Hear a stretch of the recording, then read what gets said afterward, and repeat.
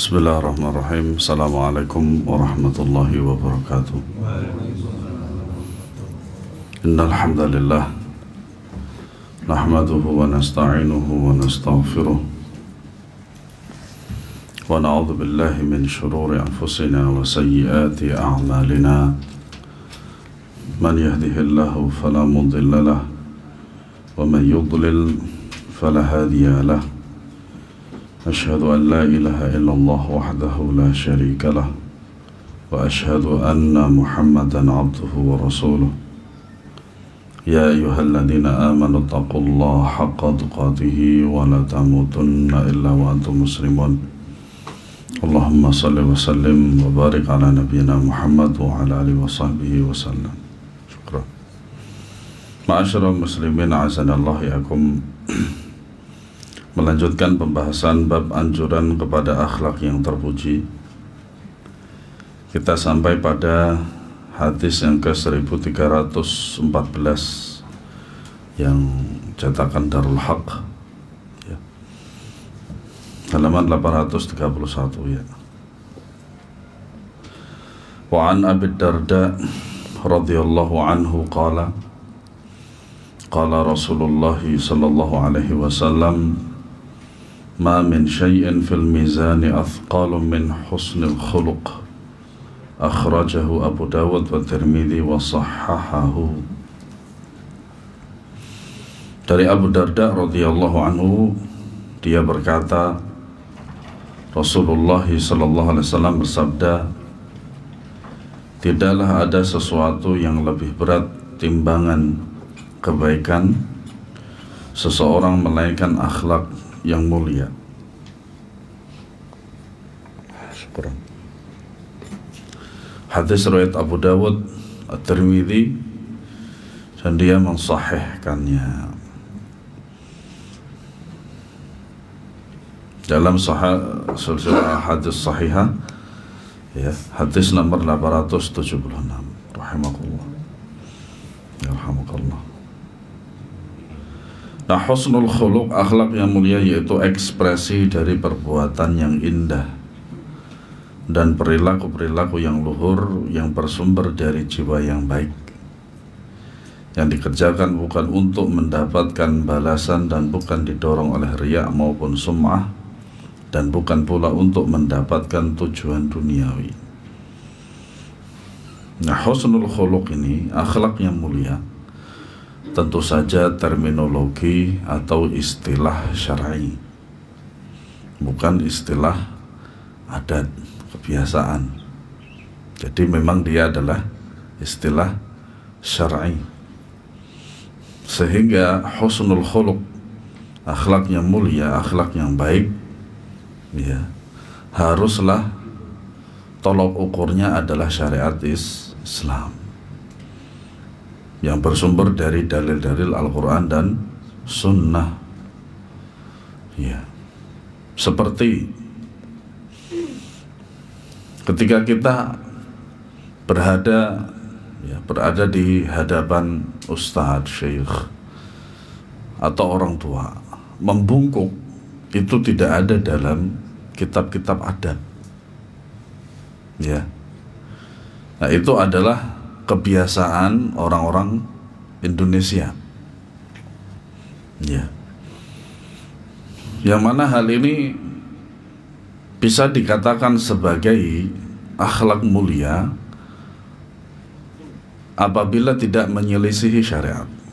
Makanya dalam kaidah 5 yang besar, kaidah fikih ya, yang besar yaitu 5.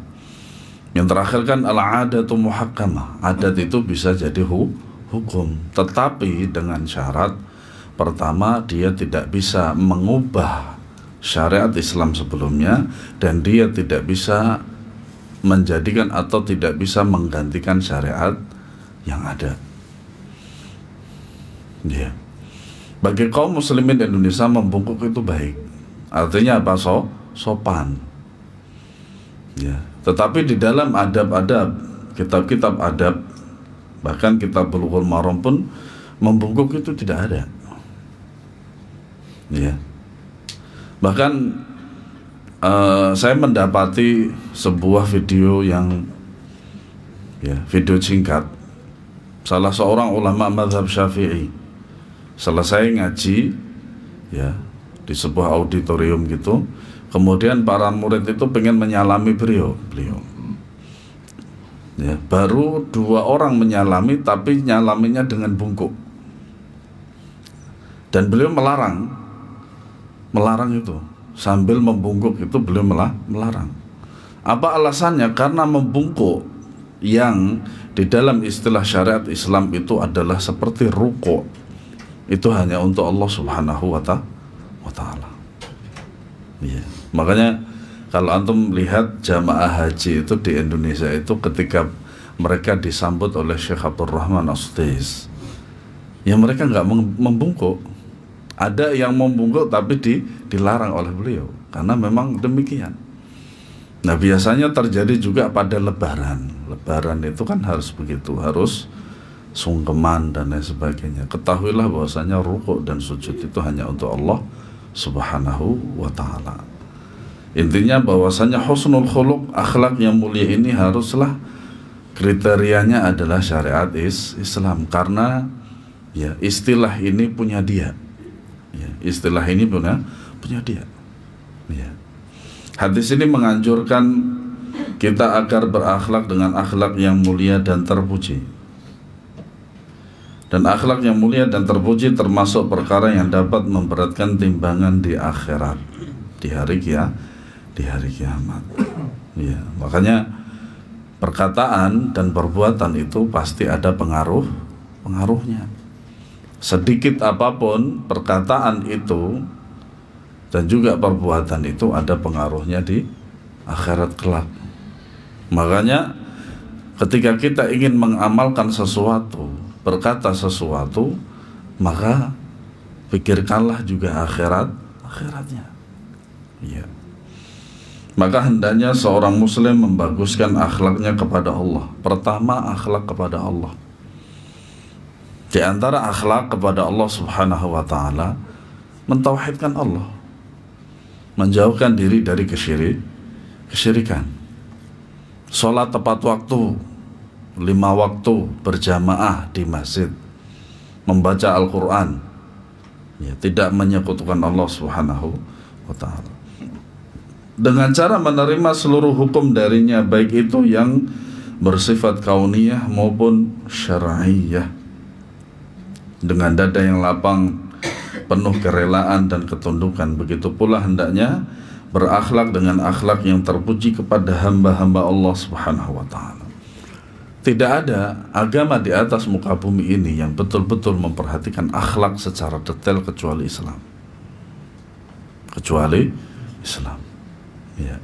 Sungguh Allah menyukai orang-orang yang berbuat kebaikan. Nah, di antara buah dari bersikap dengan akhlak yang mulia dan terpuji dalam kehidupan ini ialah segala urusan dipermudah oleh Allah Subhanahu wa ta'ala.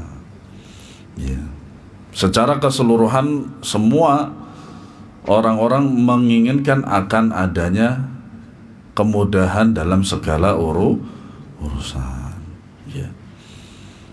Pengen makan mudah, pengen nikah lagi mudah, pengen beli mobil mewah mudah, pengen beli rumah lagi mudah, gitu.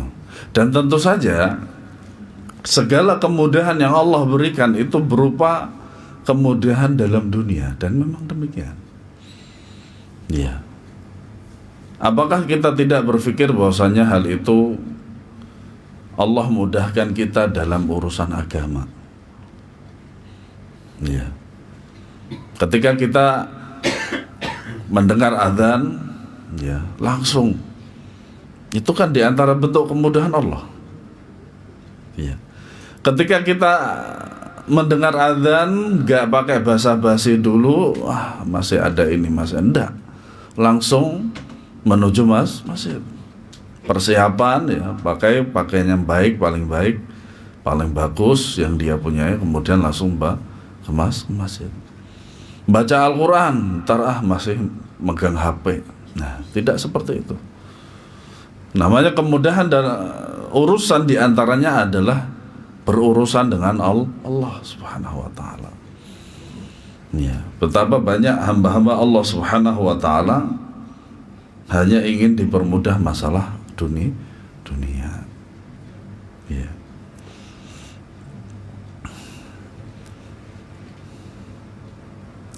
Segala urusan dipermudah oleh Allah Subhanahu wa ta'ala, serta berbagai keinginan yang terpenuhi, disenangi, dipuji, dibantu manusia, dijauhkan dari gangguan mereka. Sedikit mengalami kesulitan hidup, ketenangan hati, kehidupan yang baik, dan keridhaan Allah. Sedangkan buah yang dipetik di akhirat ialah masuk surga dan dekat dengan Allah Subhanahu wa ta'ala.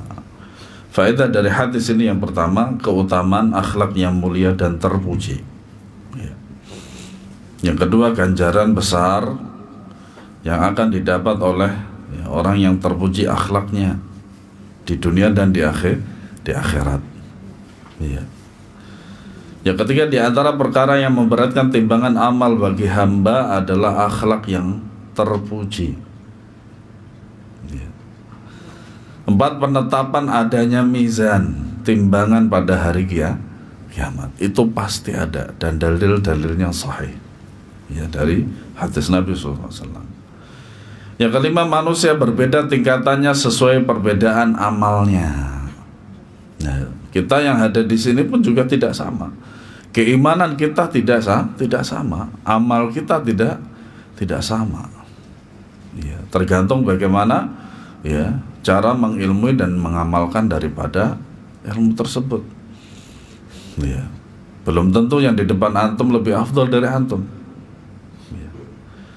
Yang keenam, seorang muslim hendaknya meninggalkan perangai dirinya sendiri yang menyimpang dari akhlak yang terpuji. Ya.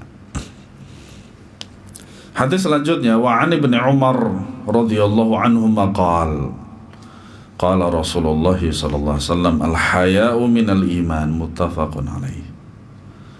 Dari Abdullah bin Umar radhiyallahu anhuma, dia berkata Rasulullah SAW bersabda, malu merupakan bagian dari iman. Hadis ini riwayat Bukhari dan Muslim. Nah, ini yang ya, sifat yang inilah yang banyak kaum muslimin hilang dari dalam dirinya.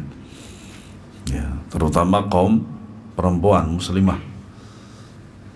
Padahal malu ini merupakan singgasana, merupakan mahkotanya perempuan semenjak adanya aplikasi apa? Nah, itu. Itu. Ya. Beberapa tahun yang lalu kalau tidak salah di Facebook. Tapi wasilahnya TikTok juga. Seorang bercadar perempuan. Saya lihat dia ternyata memang jualan cadar, jualan gamis yang cadar butterfly itu. Nah, dia joget itu. Joget itu, subhanallah, di Facebooknya dia, TikToknya dia.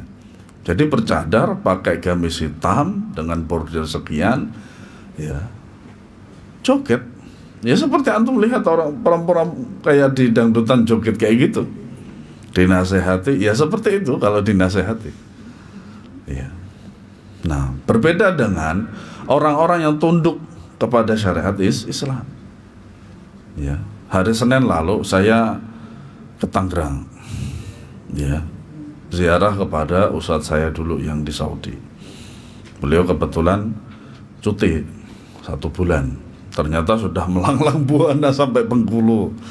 Kirain cuman Banjarnegara, Purwokerto sama Tangerang, ternyata udah jauh. Nah, dia menceritakan bahwasanya pernah sering cekcok sekali dengan orang-orang Saudi. Tapi kalau orang-orang Saudi itu ketika dia disampaikan qala Allah qala Rasul, tunduk langsung. Subhanallah. Makanya ya, sebajingan orang Saudi itu kalau dihadapkan dengan qala Allah qala Rasul itu tunduk. Ajib itu. Nah, inilah merupakan bentuk daripada tauhid. Itu. Tauhid. Berbeda dengan sebagian kaum muslimin Indonesia itu kalau disampaikan kalau Allah kalau Rasul masih ngeyel. Itu. Al-haya, malu, secara bahasa kata ini berarti perubahan yang terjadi seseorang karena takut dirinya dicela, atau ya perubahan sikap ketika dia melakukan sebuah kesalahan.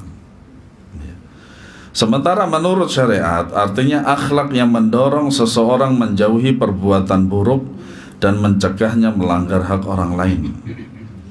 Meskipun malu itu naluri, namun penggunaannya menurut konteks syariat perlu disertai ilmu dan niat. Karena itulah bagian dari iman. Kadangkala rasa malu tersebut muncul dari suatu usaha, bukan naluri belaka. Ya. Maka makna rasa malu itu bagian dari iman adalah seseorang memiliki rasa malu akan mencegahnya dari perbuatan maksiat. Ya, sehingga fungsinya sama seperti iman yang bisa mencegahnya dari perbuatan maksiat. Nah, itu makna daripada al-haya'u minal iman. Nah, sifat malu memiliki banyak keutamaan di antaranya. Yang pertama, malu merupakan kunci setiap kebaikan. Malu merupakan kunci setiap kebaikan. Terutama akan melakukan keburukan, malu minimal malu kepada Allah dulu. Ya. Ia merupakan asal segala kebaikan. Kehilangan malu berarti kehilangan seluruh kebaikan. Kan begitu? Ya, supaya untuk mendapat perhatian, ya makanya pada zaman sekarang itu yang paling mudah dilakukan seseorang untuk mendapatkan simpati itu menghilangkan rasa malu. Itu. Dan ternyata saya lihat beberapa perempuan Saudi Arabia mengenal TikTok ini juga kayak gitu. Persis di Indonesia juga. Persis. Itu. Hatta mereka bercadar. Cadarnya hitam kan begitu. Di Indonesia juga sama. Entah itu berkerudung atau tidak juga sama ketika di depan TikTok. Ya. Yang kedua, malu senantiasa bergandengan dengan keimanan. Sebab keduanya sama-sama menjadi atau sebagai motor penggerak saat melakukan berbagai amal kebajikan dan mencegah dari berbagai keburukan. Yang ketiga, malu adalah perhiasan terindah. Tidaklah malu disertakan dalam suatu ucapan atau perbuatan, melainkan akan menghiasi keduanya. Jadi yang namanya iman, kemudian malu itu berjalan bersama. Tidak bisa dipisahkan. Tanda seorang itu beriman adalah malu, dan malu itu merupakan salah satu tanda keimanan. Serta tidaklah malu dicabut dari ucapan dan perbuatan kecuali akan membuat keduanya buruk. Malu merupakan akhlak yang Allah Subhanahu wa ta'ala sukai dan cintai. Malu akan menuntun ke surga. Malu adalah akhlak Islam. Malu merupakan syariat seluruh Nabi alaihi wassalatu wassalam. Hadis selanjutnya, wa an Abi Mas'ud radhiyallahu anhu qala Rasulullah sallallahu alaihi wasallam. Nah, ini sebenarnya hadis ini masih ada lanjutan sebagai penguat dari hadis yang sebelumnya kita baca. Nih ya. Inna mimma adrakan nasu min kalamin nubuwwatil ula idza lam tastahi fasna ma syi'ta, akhrajahu al-Bukhari.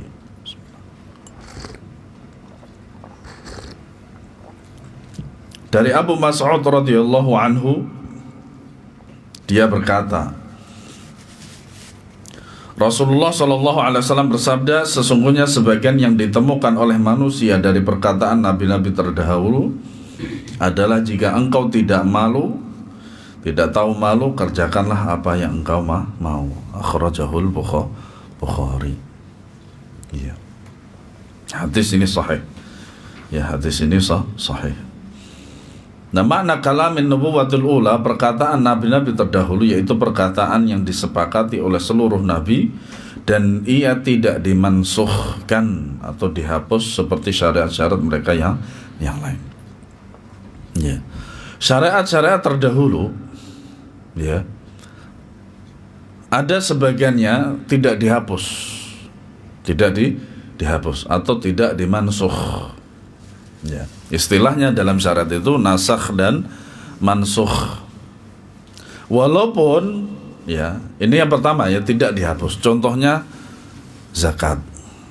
Ya. Kemudian haji, puasa, yang itu ditakrir oleh Allah Subhanahu wa taala dan Nabi SAW, itu menjadi syariat Islam. Ya. Ada juga sebagian daripada hukum-hukum itu dimansukh walaupun dalilnya masih ada.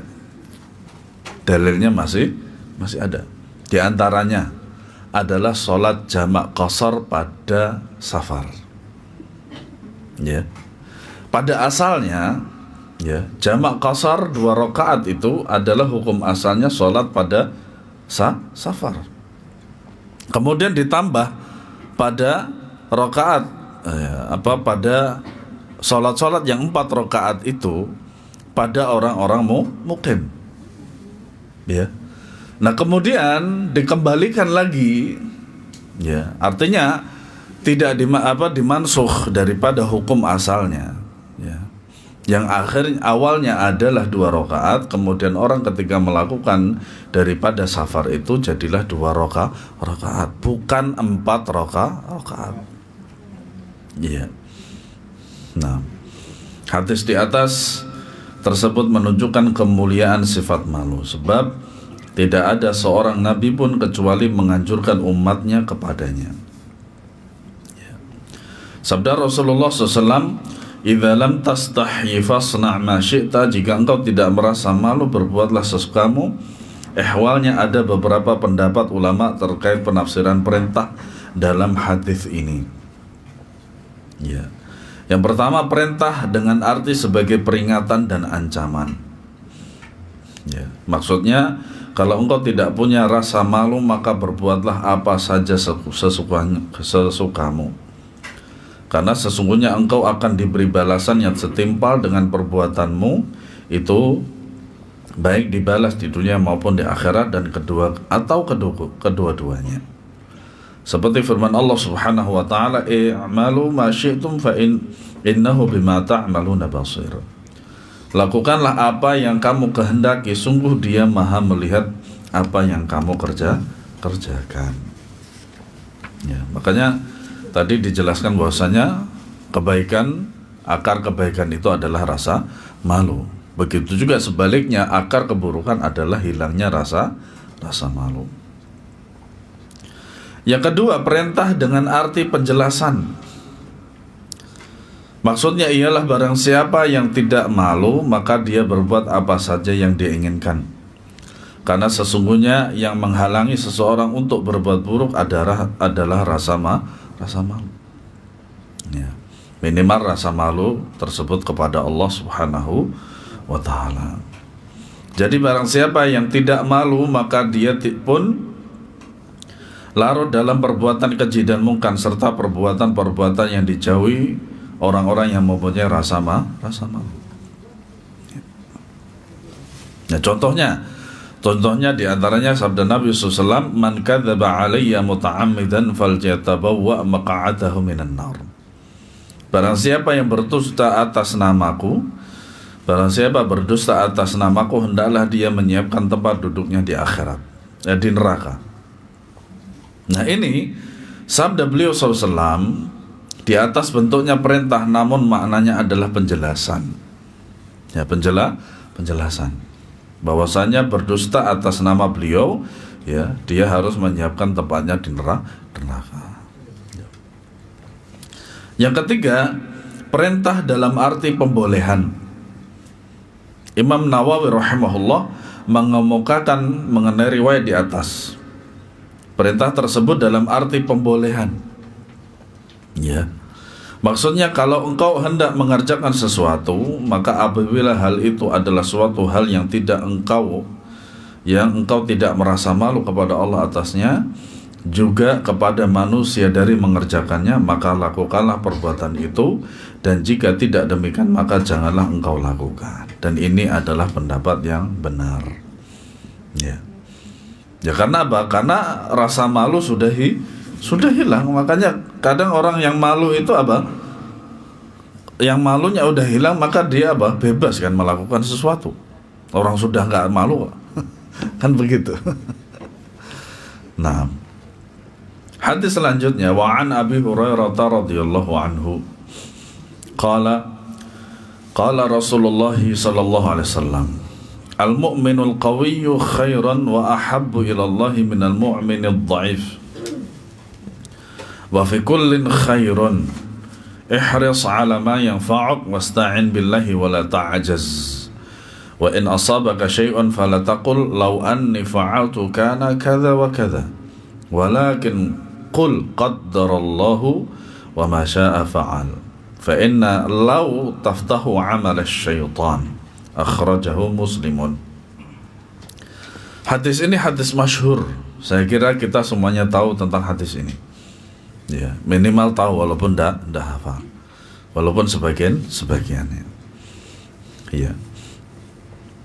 Dari Abu Hurairah radhiyallahu anhu, dia berkata Rasulullah SAW bersabda, mukmin yang kuat imannya lebih baik dan lebih disukai oleh Allah daripada mukmin yang lemah. Ya. Imannya kuat dan badannya juga kuat. Ya, imannya kuat, badannya juga kuat. Tetapi yang dimaksud di dalam hadis ini adalah iman.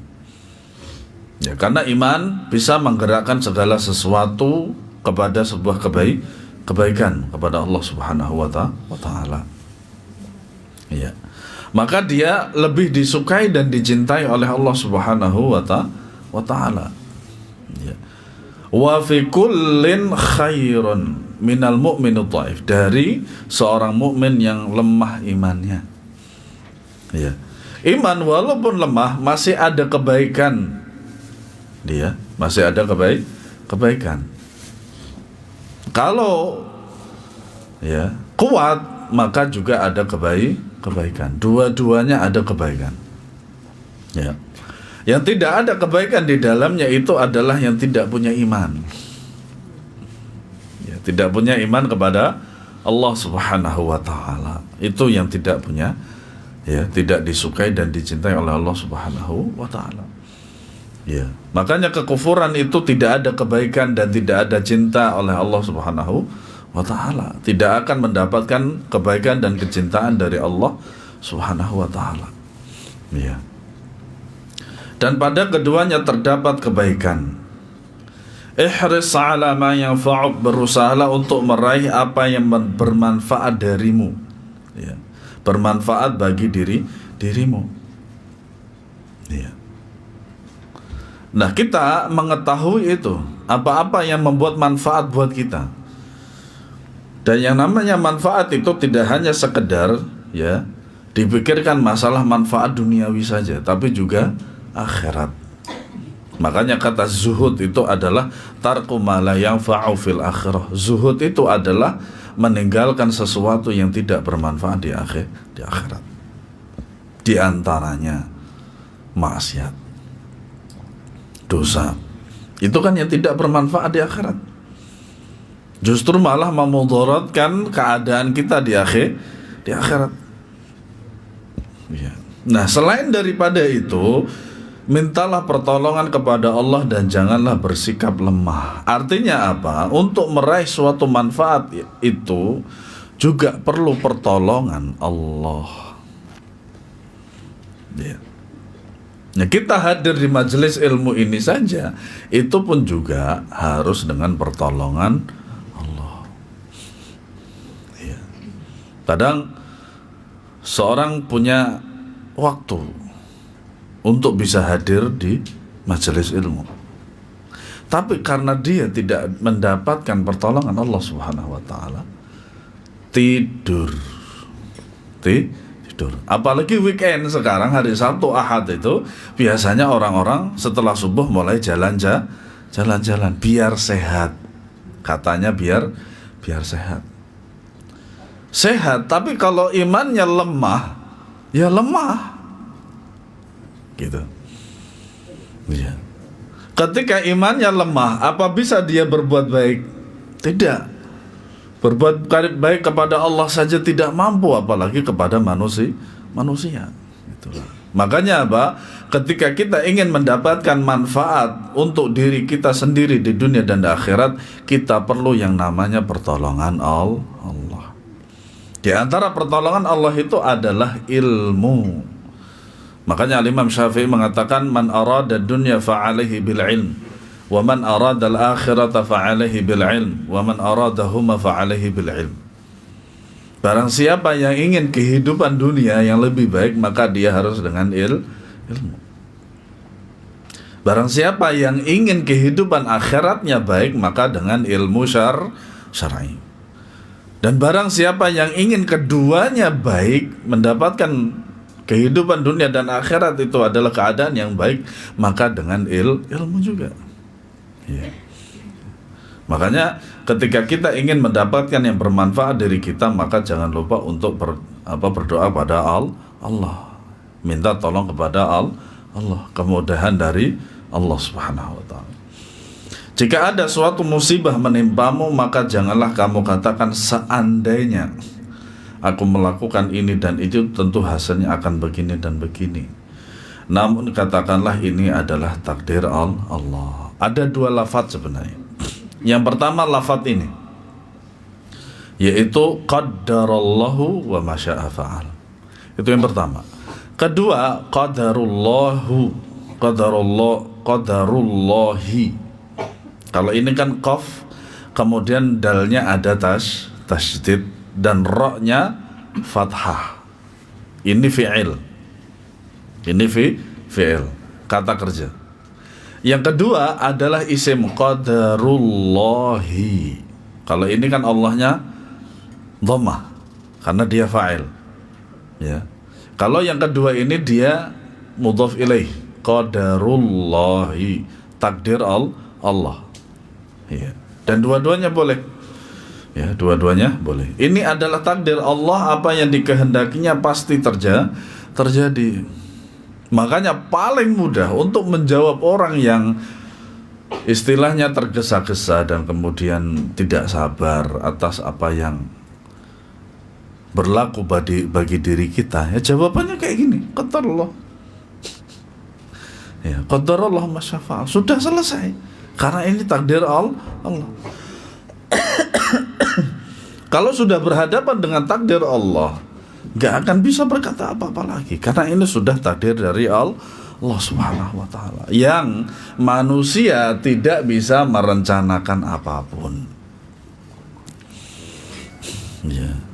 Walaupun kita sudah merencanakan seindah mungkin, tapi kalau takdir Allah Subhanahu wa ta'ala berbeda, ya, maka ya ujung-ujungnya qadarullah. Ya. Seperti kemarin ada salah seorang ustadz, ya, dia itu seharusnya berhaji, hajinya furoda lagi. Antum tahu berapa bayarnya? 300. Ada yang 500. Subhanallah. 500 itu mending antum beli visa ziarah, datang ke sana sebelum Ramadan, pulang nanti Dzulhijjah. Itu lebih afdal. 500 juta pas itu untuk beberapa bulan di sana. Kalau masalah makan enggak usah khawatir di sana. Itu. Ini subhanallah, ya. Ya mungkin mereka bahagia, enggak masalah juga sih. Iya. Qadarullah. Haji furoda sudah dan alhamdulillahnya dia setiap tahun berhaji, karena memang kan ya seorang ustadz pembimbing kan begitu kan, apalagi kalau gelarnya LCMA kan begitu kan gitu. LCMA kan sangat menjual di Indonesia. Dulu saya pernah ketika daurah itu nama saya dikasih LC, saya tidak bisa seperti itu. Saya bukan tipe saya, kalau memang bukan gelar saya diberi kayak gitu, bukan tipe saya, mending nggak usah daurah, saya bilang. Oh ya sudah, akhirnya diganti. Yang penting dapat ilmu bermanfaat. Saya juga mendapatkan ilmu yang bermanfaat gitu loh, daripada hanya sekedar masalah gelar. Ada salah seorang ustadz juga di sini, di Jakarta sini. Awalnya dia pakai LC, tapi kemudian dia rubah menjadi BA, Baselor. Saya tanya kenapa? Yang hanya bisa mengeluarkan gelar LC itu cuman Al-Azhar Mesir. Saudi nggak bisa. Makanya ijazahnya L1 di Mesir itu lisens. Kalau di Saudi bakalorius atau bachelor, makanya BA. Tapi di Indonesia LC lebih menjual. Begitu. Nah, makanya pun kadang saya juga nggak begitu memberatkan diri sekiranya kalau saya bukan LC kemudian nggak ngisi di masjid sesuatu, ya nggak masalah bagi saya. Gitu. Ini adalah takdir Allah. Apa yang dikehendakinya pasti terjadi. Karena memang demikian para jamaah, terjadinya demikian. Dan ini fakta. Ya, orang akan lebih memilih LC daripada SPDI atau bahkan BA. Walaupun BA sebenarnya masih sedikit high class lah gitu. Karena dari luar negeri. Nah, fa inna law taftahu 'ala syaitan. Sebab berandai-andai seperti itu bisa membuka pintu kejahatan syaitan. Artinya apa? Perkataan seandainya ini merupakan pintu syaitan untuk masuk di dalamnya. Ya. Nah, hadis ini merupakan sebuah motivasi untuk melakukan sebab-sebab yang disyariatkan dalam hal meraih berbagai manfaat di dunia dan akhirat. Ya. Hadis selanjutnya,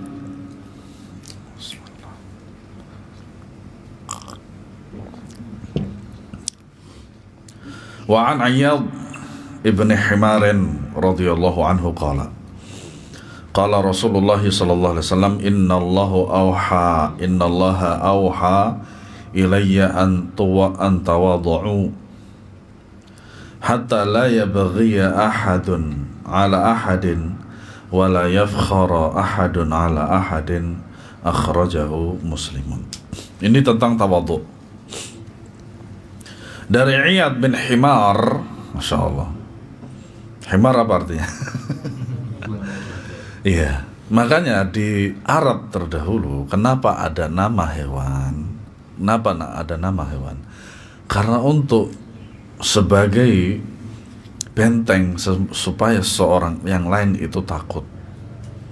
Ya, makanya ada fahad. Fahad apa artinya? Singa. Kalau secara umum memang singa, Pak. Atau istilah dalam bahasa Inggris itu adalah cat's family. Kan begitu. Ada fahad, ada jawas, ada asad. Ya. Fahad itu leopard. Itu. Kalau asad itu lion. Namir harimau. Ya. Kalau ada lagi apa tadi? Ghadhanfar. Makanya kata family cat itu di dalam bahasa Arab itu ada 50 kata lebih. Makanya bahasa Arab itu paling kaya. Kosakatanya paling kaya. Berbeda dengan bahasa Inggris dan lain sebagainya. Atau bahkan kilab. Kilab itu jamak dari apa? Kalb. Kalb itu apa? Memang begitu. Nah, di Indonesia juga ada seperti apa? Hayam wuruk. Hayam itu apa? Ayam. Gajah. Nah, itu. Gitu. Dan seterusnya. Hikmahnya apa? Supaya ditakuti manusia. Supaya ditakuti manusia. Walaupun pada akhirnya juga yang namanya ayam itu digoreng.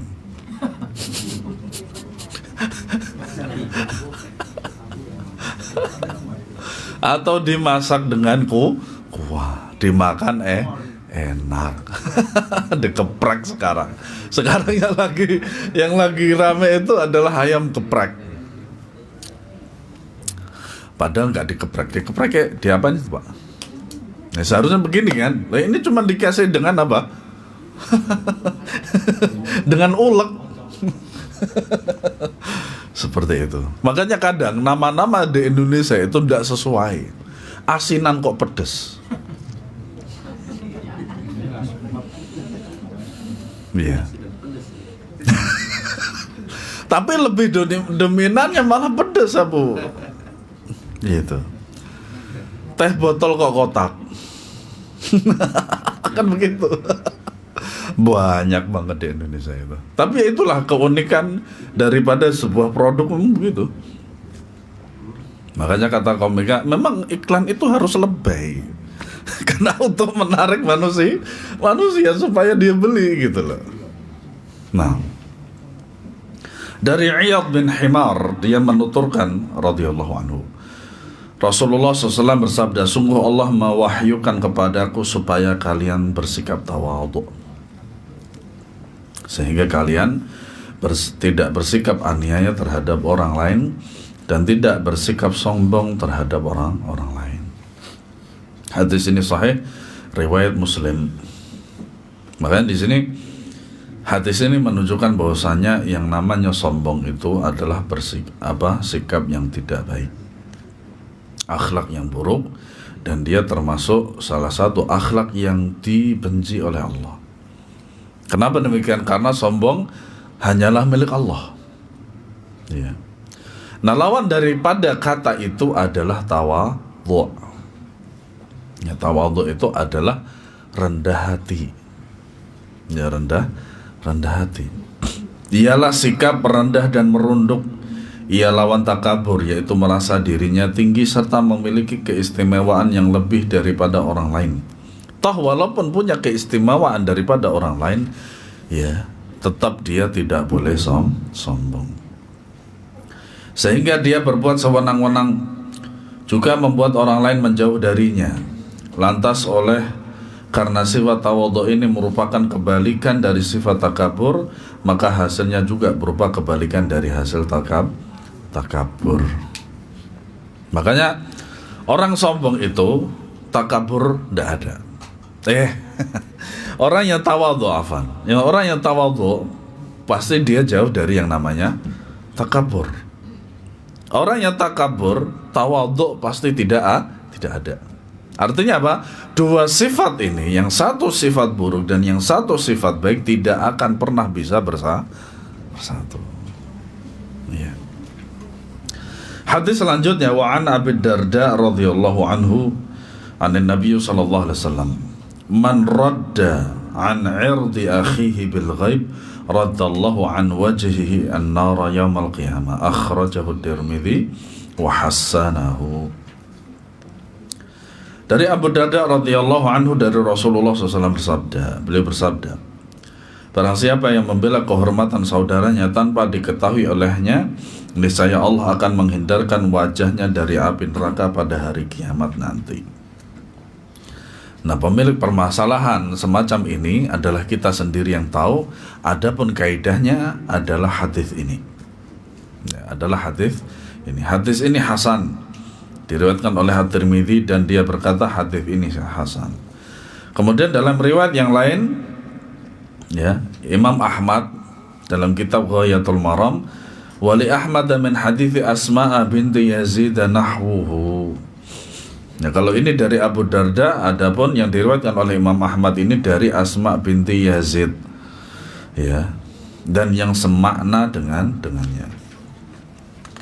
Hadis ini menunjukkan akan keutamaan seseorang membela kehormatan orang yang digunjing di hadapannya.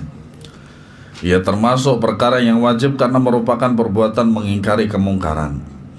Maka itu terdapat ancaman keras atas orang yang tidak mengingkarinya. Itu sama saja mengamini atau sepakat dengan ghibah tersebut. Karenanya siapa saja yang berada di suatu majelis ghibah majelis ghibah, subhanallah, dia diharuskan melakukan salah satu perkara berikut sebagai bentuk pembelaan atas kehormatan saudaranya.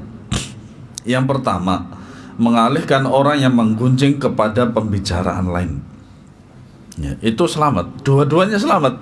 Orang yang mendengar selamat, orang yang menggunjing selamat, dan orang yang digunjing pun juga selamat. Gitu. Yang kedua, meninggalkan majelis ghibah tersebut. Yang ketiga, mengingkarinya dengan hati, walaupun tidak ada pengaruhnya yang signifikan masalah mengingkari hati, tapi paling tidak minimal dia sudah berusaha untuk mengingkari. Yang keempat, tidak suka membicarakannya, artinya sudah selesai, jangan dilanjutkan gitu. Sebagian ulama menganggap sikap berdiam diri tidak membela merupakan salah satu dosa besar. Nah, inilah yang namanya pengaruh dampak buruk dari sebuah dosa. Ya, orang lain melakukan tapi dia diam, maka dia juga dapat dosanya. Itulah dosa. Ya, supaya kita menjauhinya. Namun jika yang diperbincangkan ialah ahli bid'ah, ini berbeda. Tapi yang berbicara tentang ahli bid'ah adalah ahlinya. Atau orang yang berpemahaman menyimpang dan justru tidak perlu dibela, karena itu tergolong suatu bentuk kedustaan. Sebab ahli bid'ah dan orang yang berpemahaman menyimpang tidak memiliki kehormatan oleh karena pemahamannya tersebut. Bahkan bisa jadi lebih baik ialah tidak sekedar membicarakannya, akan tetapi juga menjelaskan kekeliruannya dalam kebid'ahannya ataupun penyimpangannya dalam manhaj. Ini bukan berkenaan dengan orangnya loh ya. Iya, si fulan sesat karena pemahamannya yang salah begitu. Sehingga apa? Ketika dia nanti bertaubat, mendapatkan hidayah dari Allah Subhanahu wa taala, kita tidak membenci orangnya. Kenapa? Karena dia sudah bertaubat. Wallahu a'lam bissawab. Semoga bermanfaat. Ada pertanyaan? Monggo.